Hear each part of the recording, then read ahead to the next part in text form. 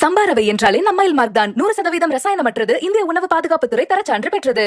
திமுகவை அழிக்க செந்தில் பாலாஜி ஒருவர் போதும் என முன்னாள் அமைச்சர் RB உதயகுமார் விமர்சித்துள்ளார்.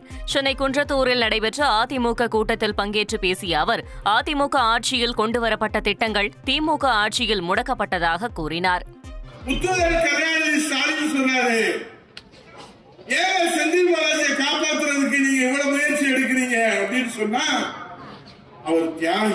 உங்க திமுக கட்சியை வளர்க்கறதுக்கு கொடி பிடிச்சாரா, போராட்டம் நடத்துறாரா, அல்லது திமுக கட்சியை வளர்க்கறதுக்கு மிசா கொடுமையில உங்களோட இருந்தாரா?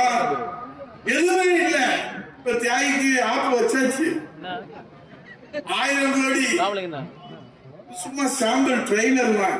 அது ஒருத்தன் போதும் திமுக முடிக்கிறது. அவர் வேணாம், நாங்க சேர்த்துக்கோம் நல்ல வேலை சேர்த்துக்கள் இல்லாட்டி நம்மளெல்லாம் சேர்த்து தெய்வ தள்ளியிருப்பாங்க.